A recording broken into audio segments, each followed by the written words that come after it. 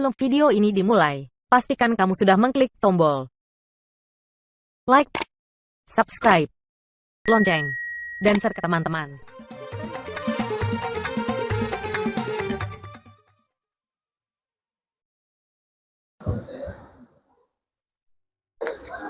Assalamualaikum warahmatullahi wabarakatuh.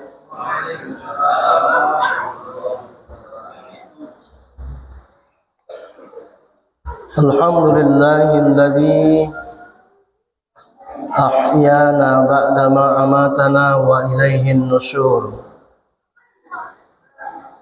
Ashhadu an la ilaha illallah wahdahu la syarika lah, wa ashhadu anna Muhammadan abduhu wa rasuluh sallallahu alaihi wasallam la nabiyya ba'd. Faqala Allah ta'ala fil Qur'anil Karim, a'udzu billahi minasy syaithanir rajim. Ya ayyuhalladzina amanu udkhulu fis silmi kaffah wa la tattabi'u khutuwatis syaitan innahu lakum aduwwum mubin.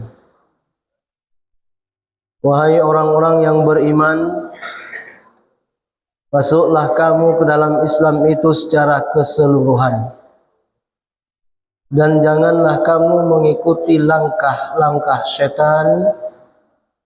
Sesungguhnya setan itu musuhmu yang nyata. Quran Surah Al-Baqarah ayat 208. Faqala Allah Ta'ala aidan, ya ayyuhan nasu kulu mimma fil ardi halalan tayyiban wa la tattabi'u khutuwatis syaitan innahu lakum aduwwum mubin. Shadaqallahul azim. Hai manusia, makanlah dari apa yang ada di dalam bumi, yang halal lagi baik. Janganlah kamu mengikuti langkah setan. Sesungguhnya setan itu musuhmu yang nyata. Maha benar Allah yang maha agung dengan segala firman-Nya. Quran Surah Al-Baqarah ayat 168. Puji serta syukur kita ucapkan kehadirat Allah Subhanahu wa Ta'ala. Alhamdulillah, di pagi hari yang cerah ini kita masih diberikan kekuatan iman, kesehatan dan kesempatan untuk beribadah kepada Allah Subhanahu wa Ta'ala. Sehingga pada pagi hari ini kita mampu meninggalkan segala kesibukan duniawi, menuju ke rumah Allah, menunaikan salat subuh berjamaah. Salawat dan salam tersampaikan pada Nabi kita Muhammad sallallahu alaihi wasallam. Allahumma salli ala Muhammad wa ala ali Muhammad. Bapak-bapak dan ibu-ibu jamaah subuh rahimakumullah. Dari dua ayat yang kita bacakan tadi, yang pertama Quran Surah Al-Baqarah ayat 208, dan yang kedua ayat 168, di mana di ujung ayat memiliki makna yang sama, lafaz yang sama, wala tattabi'u khutuwatis syaitan innahu lakum aduwwum mubin. Dan janganlah kamu mengikuti langkah-langkah setan, sesungguhnya setan itu adalah musuhmu yang nyata.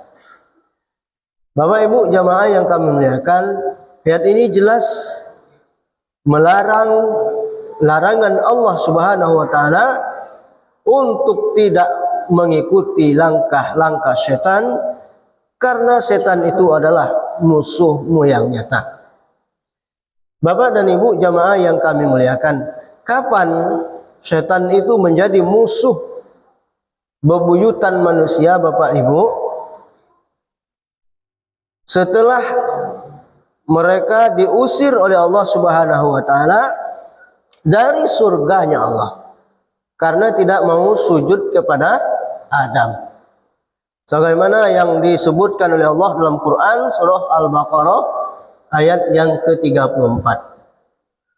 Wa idh qulna lil malaikati isjudu li Adama fasajadu illa iblis aba wastakbar wa kana minal kafirin. Dan ketika Allah Subhanahu wa taala berfirman kepada para malaikat, maka sujudlah kamu kepada Adam, fasajadu illa iblis. Maka sujudlah mereka kecuali iblis.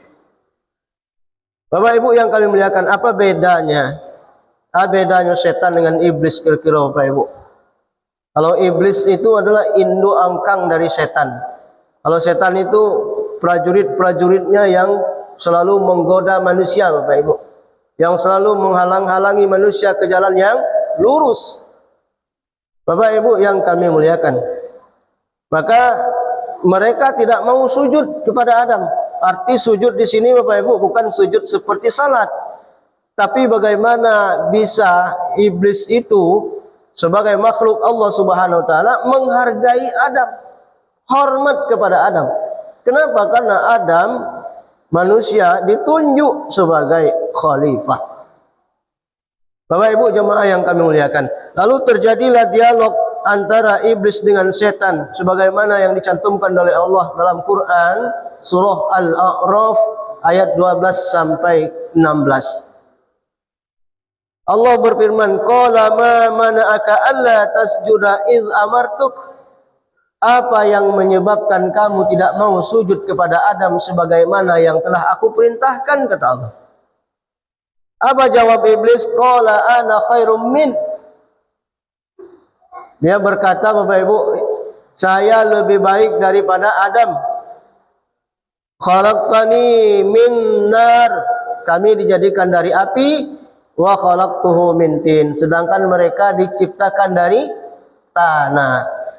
Itu yang menyebabkan iblis itu tidak mau sujud pada Adam Bapak Ibu, karena mereka merasa lebih baik daripada manusia. Bapak Ibu jemaah yang kami muliakan, lalu Allah Subhanahu wa taala berfirman lagi kepada iblis, qala fahbit minha fama yakunu lak an tatakabbaru fiha. Allah berfirman, kamu keluarlah, turunlah kamu dari surgaku ini. Tidak sepantasnya kamu menyombongkan diri di dalamnya. Fakhruj innaka minas saghirin. Keluarlah kamu. Kamu tidak pantas menyombongkan diri dan kamu adalah termasuk orang-orang yang hina, kata Allah. Bapak Ibu yang kami muliakan, lalu iblis menjawab, qala anzurni ila yaumi yub'atsun. Maka dia punya permintaan kepada Allah, berilah saya penangguhan sampai waktu mereka dibangkitkan. Dan pertama mereka minta Bapak Ibu supaya tidak mati sampai hari berbangkit. Kemudian Allah Subhanahu wa taala berfirman, qala innaka minal munzarin. Sesungguhnya kamu termasuk orang-orang mereka yang ditangguhkan, kata Allah, dikabulkan. Jadi tidak ada matinya Bapak Ibu. Semakin banyak atau semakin berkurang Bapak Ibu, semakin lama semakin banyak. Bapak Ibu jamaah yang kami muliakan. Lalu iblis menjawab lagi, qala fa bima aghwaytani la aqudanna lahum siratal mustaqim. Karena engkau telah menghukum saya tersesat, maka izinkan kami, saya akan benar-benar menghalang-halangi manusia itu ke jalanmu yang lurus. Nah, jadi menghalang-halangi manusia. Bagaimana bisa mereka menggoda manusia? Bagaimana bisa mereka mengajak manusia itu untuk tidak ke jalan yang lurus? Itu kerjanya setan. Bapak dan Ibu yang kami muliakan, lalu Ibnu Qayyim rahimahullah, beliau menyampaikan bahwa setan itu selalu mencari celah bagaimana supaya dia menyesatkan manusia. Ustaz, bukankah di bulan Ramadan itu pintu surga dibuka, pintu neraka ditutup, kemudian setan-setan dibelenggu? Bagi siapa setan itu dibelenggu, Bapak dan Ibu jamaah yang kami muliakan? Bagi orang yang imannya kuat. Maka puasa disebut dengan perisai, benteng pertahanan. Siapa yang mampu mempertahankan benteng ini hanyalah orang-orang yang beriman. Tetapi kalau imannya lemah, maka setan tetap akan masuk walaupun di bulan Ramadan. Kenapa? Karena perisai kita itu tidak kuat. Bapak Ibu yang kami muliakan. Maka yang pertama kata Ibnu Qayyim, setan itu akan masuk melalui pemikiran. Bapak Ibu. Pokoknya laya dojo niat elok, niat baik hubungan awak dengan Allah Subhanahu wa taala, ibadah maupun hubungan kita dengan sama manusia, muamalah, lai bani elok Bapak Ibu, setan sudah membisikkan kepada kita untuk menghalang-halangi. Bapak Ibu, jangan dikira Bapak Ibu subuh kali kini atau mungkin solat tarawih nak ada setan lan ke menggoda awak, baru bani elok awak ke solat subuh berjamaah di Masjid Al-Hijrah. Setan sudah masuk, Bapak dan Ibu, menghalang-halangi kita. Bagayuk-gayuknya. Di mana bagayuk pertama Bapak Ibu? Di kaki. Bari serasanya kaki ko dilangkan ke masa saji. Sudah itu di mana Bapak Ibu? Di mata. Bagantungnya di mata. Mengantuk sangai. Waktu laka masuk awak masih mengantuk dia baru balik. Dek karena bisikan iman lebih kuat daripada bisikan setan Bapak Ibu. Mananglah bisikan iman, pai jualah awak ke musaji. Alhamdulillah dapat salat subuh berjamaah. Sudah berhentikah dia mengganggu manusia Bapak Ibu? Menghalang-halangi manusia Bapak Ibu? Belum lagi Bapak Ibu. Pemikiran kita tetap dikacaukan oleh setan. Sehingga Bapak Ibu ketika salat, imam membaca surah Al-Fatihah atau mungkin ayat, kebetulan ayatnya agak panjang, pangana awak entahlah kama-kama. Takana sadonyo. Ndak takana di waktu salat takana. Dek siapa tu Bapak Ibu? Setan.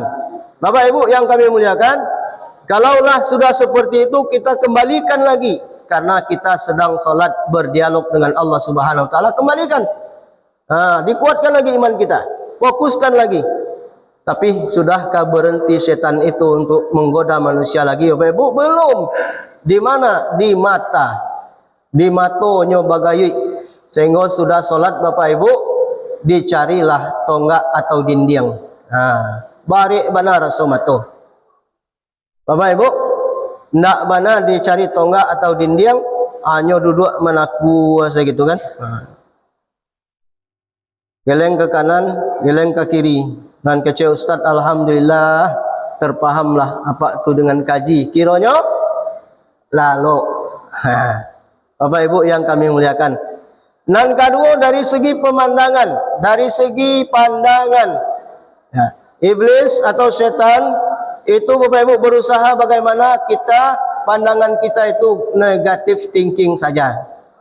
Bagaimana pandangan kita itu memandang dengan pandangan iri, dengki, hasad, dan iri hati Bapak Ibu. Bapak dan Ibu jamaah yang kami muliakan, ketika bertemu dia orang hitam, pakai baju hitam, pakai lo kacamata hitam. Wajah aku ya lah kalian pakai lo baju hitam, kacamata hitam. Sakit saya tiawat. Orang pakai baju hitam, kacamata hitam, sakit hati awak. Kira-kira berdosa nak awak tu Bapak Ibu? Ketika lah tak kecek dia awak, wajah aku ya lah kalian pakai baju hitam, pakai kacamata hitam. Berdosa nak awak tu Pak? Berdosa Bapak Ibu. Tanpa kita sadari, setan sudah membisikkan kepada kita. Bapak Ibu, dari segi pemandangan itu sama dengan ketika yang dilakukan oleh Luqman Hakim kan? mengendarai keledai pergi ke pasar bersama anak ya. Yang pertama anak dinaikan kata keledai. Kecil orang anak nak tahu dia untung. Masa ionyo naik kata apaknya mairi keledai. Tadanga dek Luqman, dak itu dah nak pergantian awak. Ayah naik kata awak mairi keledai ko yo. Kecil orang ayah yo tega bana. Anaknya suruh iri keledai, hanya naik kata. Tadanga dek Luqman, kalau begitu nak sama-sama naik selawak kata. Dia teh keledai. Kecil orang tega bana keledai keteknya naik berdua sinan. Abah ibu yang kami muliakan, kecil Luqman sama-sama berjalan selawak nak wak iri keledai kolai. Tak bisa memanfaatkan keledai berjalannya berdua, tak bisa naik kata itu. Bapak ibu. Jadi ketika pandangan awak tu lah dimasuki setan dengan pandangan negatif, orang kok salah sadonya. Salah saya sado orang. Bapak ibu yang kami muliakan, yang ngacok kana itu dari segi pandangan pengurus masjid. Ndak idui ayi jangan disalahkan pengurus ndak beres ayi ndak idui Kalau ada bola lampu dan mati sia disalahkan Bapak ibu. Pengurus yang disalahkan. Kalau ada keran dan patah jangan disalahkan. Pemandangan yang selalu negatif. Apa salahnya awak saya yang mengganti kan? Masjid milik awak bersama mah. Tapi itu ditampai ustaz. Risiko apa Bapak Ibu? Indah atau tidak jauh beda? Bapak Ibu yang kami muliakan. Dan ketiga, dari segi makanan. Tadi Bapak Ibu Ustaz bacakan Quran surat Al-Baqarah 168. Ya ayyuhan nasu kulu mimma fil ardi halalan thayyibah. Wahai manusia, makanlah olehmu makanan yang halal. Makanlah olehmu apa yang ada di bumi ini dengan makanan yang halal lagi baik. Kalau persoalan halal dan baik Bapak Ibu, insya Allah kami apa-apa kau mencari nafkah yang halal. Ya Pak ya, yang penting halal. Biar saketek, biar banyak, yang penting halal. Tapi Bapak Ibu, di mana awak acok kanai di yang terakhir ayatnya? Wala tattabi'u khutuwati syaitan innahu lakum aduwwum mubin. Janganlah kamu mengikuti langkah setan, sesungguhnya setan itu adalah musuhmu yang nyata. Di sisi lain dari segi makan dan minum kadang-kadang awak menjadi saudara setan. Kenapa Bapak Ibu? Acok mubazir. Sering mubazir. Sore-sore hari jam 5 atau setengah 6 awak keluar dari rumah, ya kan? Mencari orang menggali, kadang ke pasar. Ana nampak apa Ibu? Nampak cendol rasa kalamak di Bali. Nampak kolak rasa kalamak di Bali pulau. Nampak onde-onde rasa kalamak pulau di Bali. Di Bali sadonya, Bapak Ibu. Untuk apa? Untuk berbuka beko. Ketika bel babunyi, apa namanya? Sarine berbuka babunyi, diminum air teh angin sagale. Makan onde-onde 2 buah. Alhamdulillah lah kanyang. Solat awak dulu kan? Sudah itu makan lo nasi. Sudah makan nasi, Bapak Ibu, kira-kira cindu aja kolak tadi dipangan. Beko selah dimakan siap tarawih ya Pak ya. Siap tarawih. Siap tarawih, alhamdulillah tadi sudah makan nasi. Sudah makan nasi kenyang, nak bisa lagi dimakan. Bapak Ibu, akhirnya mubazir. Sedangkan dalam ayat Al-Qur'an surat Al-Isra ayat 27, innal mubazzirina kanu ikhwanus syayatin. Sesungguhnya orang-orang yang mubazir adalah saudara setan. Makan lain yang halal, tapi di sisi lain kita menjadi saudara setan. Dan kedua Bapak Ibu, dari segi makan dan minum, kadang-kadang kita, seolah 3 menit lagi ya Pak ya, izin 3 menit lagi. Kadang-kadang kita Bapak dan Ibu sering lupa dengan adab makan dan minum. Yang sering terjadi itu apa Bapak Ibu? Melanggar hadis Rasulullah sallallahu alaihi wasallam. La ta'kulu bisimal fa inna syaitan ya'kulu bisimal. Janganlah kamu makan dan minum dengan tangan kiri. Sesungguhnya setan itu makan dan minum dengan tangan kiri. Kadang Bapak Ibu makan dan minum awak tidak sadar Minum dengan air kemasan, kok alah mereknya Bapak Ibu, pakai botol kadang giko saja. Lama saya minum kan? Bapak Ibu yang kami muliakan. Makan begitu juga, kadang sambil berjalan. Sambil berjalan. Bapak-bapak dan ibu-ibu yang kami muliakan. Janganlah kamu makan sedang berdiri. Hadis Nabi itu kan? Bapak Ibu yang kami muliakan, itu yang sering lupa, tapi tidak disiko ya Bapak Ibu ya. Sering terjadi kita lihat makan dengan tangan kiri. Ya Pak Ustaz, kami makan dengan tangan kanan. Mambiak sama, minyak. Kok kadi pegang gelas tu kumuh. Ya Bu. Ya Bu. Kumuh galeh. Mana dipilih? Kini kau biarlah galeh kumuh bisa dicuci minum dengan tangan kanan. Ya Bapak Ibu ya. Atau minum dengan tangan kiri menjadi sahabat setan. Mana dipilih? Biarlah kumuh galeh itu beko dicuci lah bagai. Bapak Ibu ya. Dari segi makan dan minum, yang pertama banyak mubazir, yang kedua kadang lupa menjaga adab makan. Bapak Ibu yang kami muliakan, yang terakhir dari segi perkataan berbicara. Berbicara Bapak Ibu, kadang-kadang majlis ilmu, majlis taklim, ya Bapak Ibu ya, muzakarah, terkadang bisa jadi berbalik arah menjadi majlis ghibah. Majlis ghibah. Nah, hati-hati Bapak Ibu. Ketika kita berbicara berdua, ketiganya ada setan. Kalaulah kita mulai Bapak Ibu mengecekan aib orang lain, setan bertapuk tarui. Tarui kecek setan, ya kan? Kalaulah kita mulai menceritakan aib orang lain. Bapak dan Ibu yang kami muliakan, barangkali itu yang dapat Ustaz sampaikan. Banyak maaf kalau ada kata dan salah. Nah, dimaafkan Bapak Ibu. Tidak tulus maaf Bapak Ibu nampaknya. Kalau tulus tu tatap orangnya senyum awak lai Ustaz. Lai Bapak Ibu. Alhamdulillah. Terima kasih atas segala perhatiannya. Billahi fisabilil haq fastabiqul khairat. Wassalamualaikum warahmatullahi wabarakatuh.